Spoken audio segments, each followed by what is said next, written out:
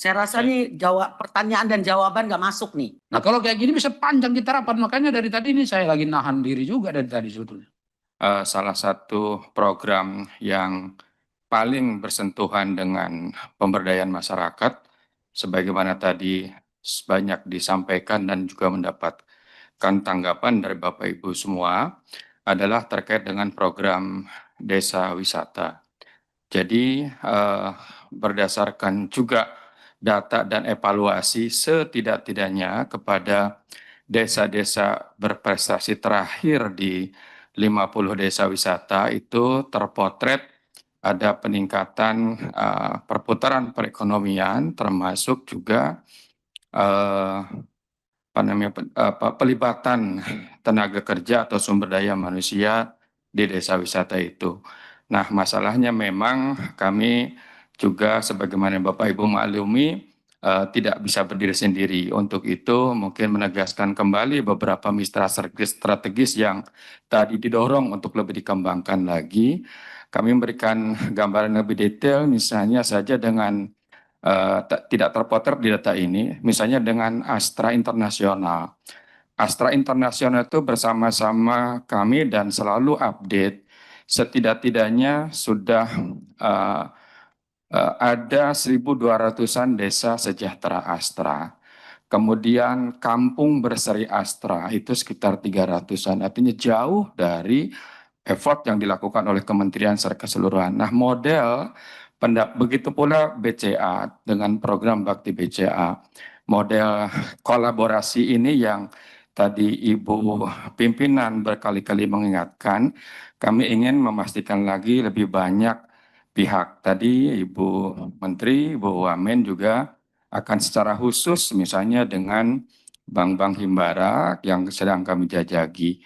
Begitu pula dengan kementerian lembaga, misalnya dengan Kemenkop, Kementerian Koperasi setelah MOU, kami Kedeputian Destinasi juga menindaklanjuti dengan PKS-nya. Bahkan menurut dari Kemenkop, satu-satunya kementerian lembaga yang sudah action ke PKS itu di Kementerian Pariwisata. Kami menyodorkan usulan dari 6.190-an desa wisata yang berjejaring di Jadesta, 80 sudah kami sampaikan datanya dan 10%-nya akan disegerakan untuk menjadikan desa wisata percontohan kolaboratif dua kementerian. Mohon maaf, mungkin itu yang bisa kami tambahkan. Izin Pak Ketua, saya rasa nih pertanyaan dan jawaban nggak masuk nih. Ya, makasih. Ya kan? Sebenarnya jawabannya simpel kok. Memang pariwisata ini PNBP-nya itu nggak langsung. Jadi program ini menghasilkan dampaknya berapa? Nggak bisa terlihat karena pariwisata ini multiplier effect-nya. Itu yang mendatangkan pemasukannya.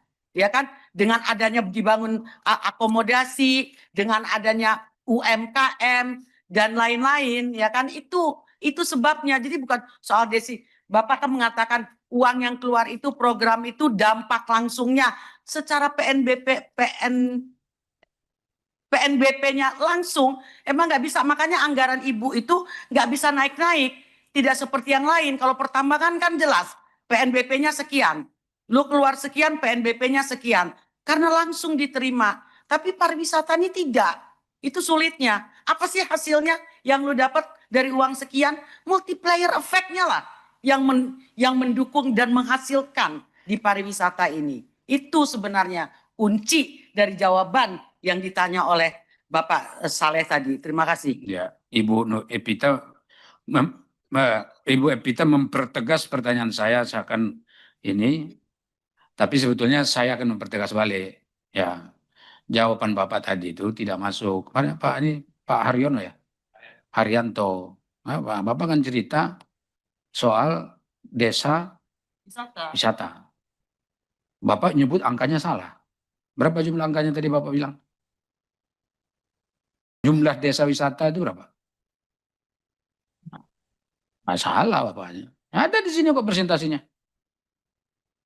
Nah kalau kayak gini bisa panjang kita rapat. Makanya dari tadi ini saya lagi nahan diri juga dari tadi sebetulnya. Tapi kalau Bapak menyampaikan angka-angka begini di sini salah, bagaimana? Orang kan lagi ngutip-ngutip nih. Hah? Iya makanya saya coba luruskan itu satu. Itu salah Pak, itu satu ya. Kemudian yang kedua, Bapak menjelaskan ini, dengarkan yang saya terangkan ini. Ya, ini agak serius ya. Bapak menerangkan tadi ada peran-peran swasta. Bapak sebut Astra. Saya dengar tadi itu. Kemudian ada beberapa lembaga lain yang ikut. Itu kan ya BCA.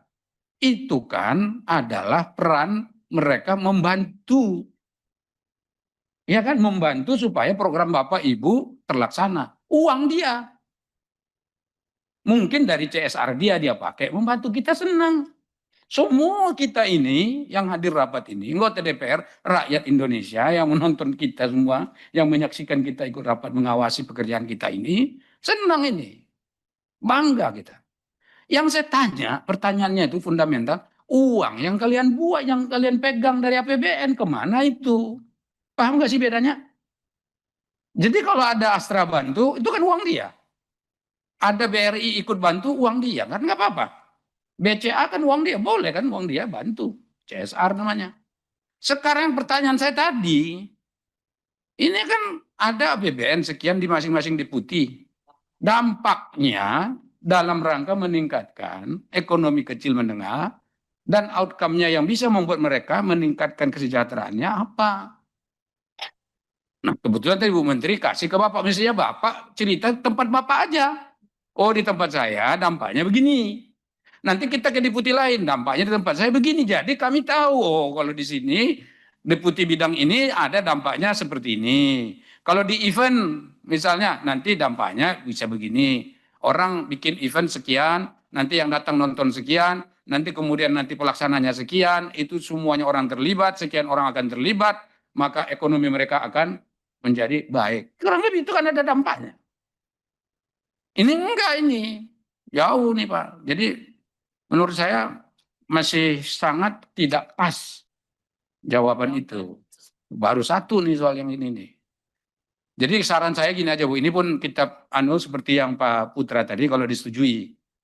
Ini nanti mungkin pada rapat berikutnya, karena kita mau bicara 2026, nanti kan ada per deputi-deputi itu yang bicara. Nanti mungkin kita akan lihat dampaknya.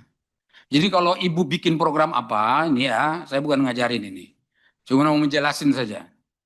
Kalau misalnya deputi, apalagi sih ini saya mohon maaf ya, deputi ini pun saya nggak hafal semua apa jenis-jenisnya nih, mohon maaf. Ya promosi apa wisata internasional. Ibu promosi wisata internasional. Dalam negeri, ya promosi wisata. Udah saya mau promosikan ini. Nanti kegiatannya adalah satu ini, dua ini, tiga ini. Nah, Ibu sebut dampaknya untuk ekonomi kecil menengah adalah ini. Jadi orang ketika baca presentasinya, oh ini bagus nih. Outputnya, outcome-nya jelas. Sehingga kalau misalnya kita mau ngeritik tuh, Bu yang ini nggak cocok, ganti. Masukin yang lebih bagus. Yang diinginkan masyarakat, Ibu harus dengar kami. Kami kan mewakili mereka, rakyat. Apa keinginan masyarakat? Itu yang harus kami sampaikan. Uang itu bukan uang Ibu. Itu adalah uang masyarakat Indonesia. Berikan lagi kepada mereka. Cara memberikannya gimana? Output, outcome. Dan jelas ya, Bapak Ibu ya. Jadi sebetulnya kami minta itu saja, nanti deputi-deputi ini bikinkan programnya. Oh, jangan kalian bikin program sendiri tanpa koordinasi, konsultasi, dan berdiskusi dengan Komisi 7. Itulah manfaat dari DPR. Ya kan? Kalau kalian bikin sendiri kan sekali lagi ekonomi rakyat Indonesia ini hanya bisa dipacu perkembangannya kalau pemanfaatan APBN-nya benar. Kan gitu teorinya. Jadi harapan saya yang ke depan begitu, Bu Menteri, izin, nanti Bu Menteri kan tugasin aja nih, deputi-deputi, nanti Ibu langsung periksa. Ini kamu nggak bener nih. Ini nggak, gitu.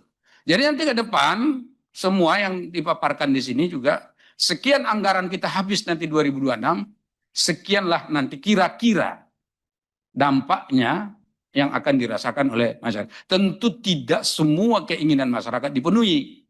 Karena dengan keterbatasan-keterbatasan yang ada.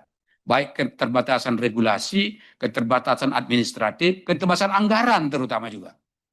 Jadi karena itu harus menurut saya pokok-pokok itu menjadi penting sekali. Dan itu nanti akan pegangan kami selama 1 tahun ini 2026. Iya kan, ini sudah sesuai nggak dengan kesepakatan kita di awal pada tahun 2026 ini untuk tahun 2026 sampai Desember yang akan datang ini.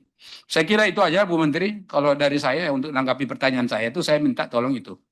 Terima kasih. Gimana? Subscribe, share, like, and comment. Subscribe, share, like, and comment. Subscribe, share, like, and comment. Subscribe, share, like, and comment. Subscribe, share, like, and comment.